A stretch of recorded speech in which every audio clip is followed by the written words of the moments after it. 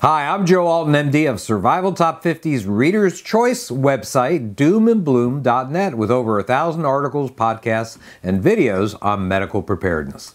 Together with my wife, Amy Alton, an advanced registered nurse practitioner, we're the authors of the 2017 Book Excellence Award winner in medicine, The Survival Medicine Handbook, now in its 700-page third edition. Some of the kits we designed contain essential oils as well as splints and tourniquets. And many conventionally trained medics ask me why I would put natural remedies in with what one called the really important stuff. Well, for the medic who is concerned about long-term survival scenarios, a hard reality is that the pharmaceuticals, if the disaster lasts long enough, will run out over time.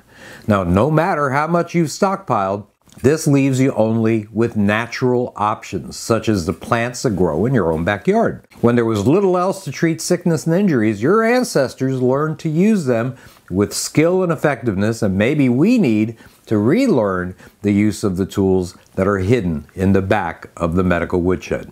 While teas are the most simple way to utilize medicinal herbs, many swear by essential oils as a storage option with other medical supplies.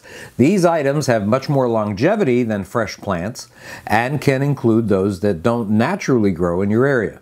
Now, an essential oil is distilled from whole plant material, not a single ingredient. That means that each one has multiple compounds that might be medicinally useful.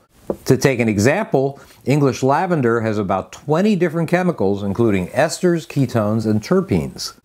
Oils may be produced from leaves, bark, flowers, resin, fruit, or roots.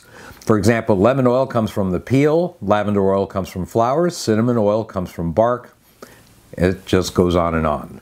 Although you might not realize that you've been using essential oils all your life in soaps, furniture polishes, perfumes, and ointments. Previous generations of conventional physicians commonly included them in their medical bags. As a matter of fact, many standard medical texts of the past were really instruction manuals on how to use herbs and other natural products to deal with medical issues.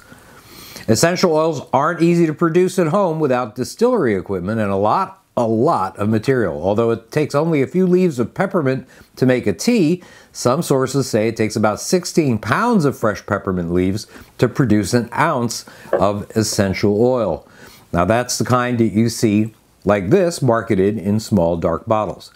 That means that unless you have distilling equipment or intend to buy it and devote a good amount of your garden to growing medicinal herbs, you should buy them and put them in your survival medicine cabinet in this form, while you can find them online.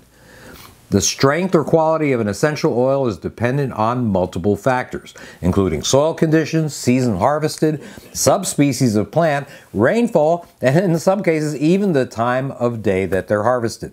This is akin to the conditions that determine the quality of a particular vintage of wine. It also explains the significant variance that you'll see in the potency of the same oil between brands and even from year to year in the same brand.